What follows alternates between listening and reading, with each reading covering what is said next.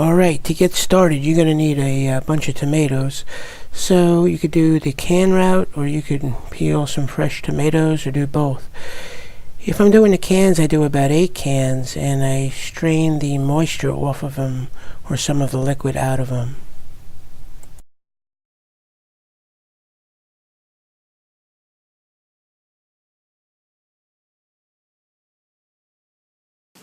Hey, I want to show you all my tomato peeling operation here.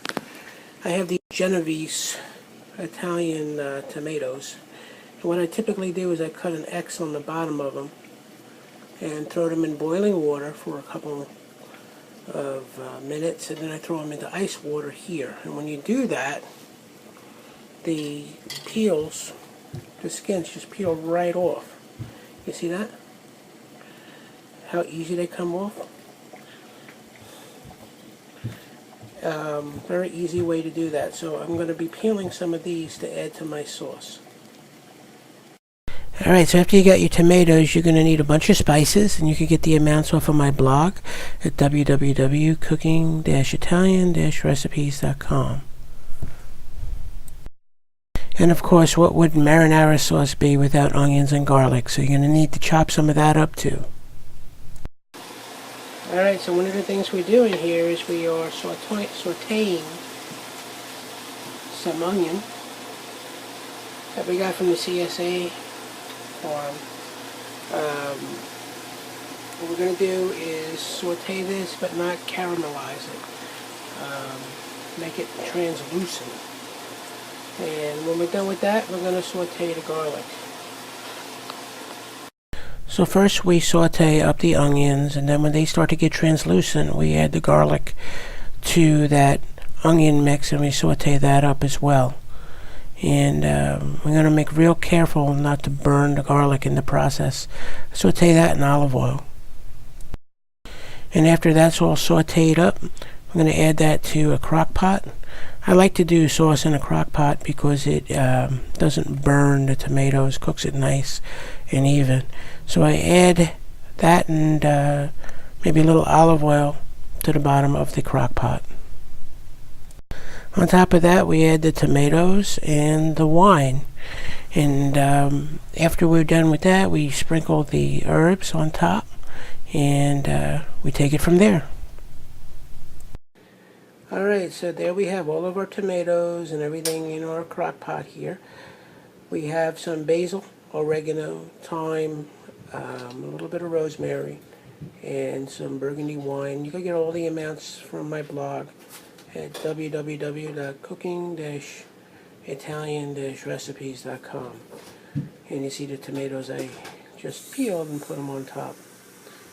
There we go. I'm going to let that go for a while, and it's going to be totally amazingly wonderful.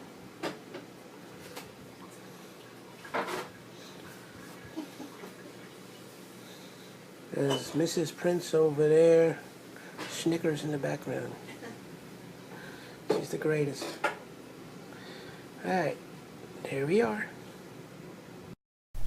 Alright, we cover it and let it sit for a few hours. One of the things I do in the crock pot is we turn it on high, and after it starts to come to a boil, we then lower it to low. So there's our crock pot, and it's going to sit there for a couple hours. When you're ready to stir, you want to take the top off, but you want to be real careful about steam when you do that, as you can see here. Now, one of the things we've learned is to cook the tomatoes mostly whole first, and after they've cooked for a while, then mash them, and that cuts down on bitterness from the seeds.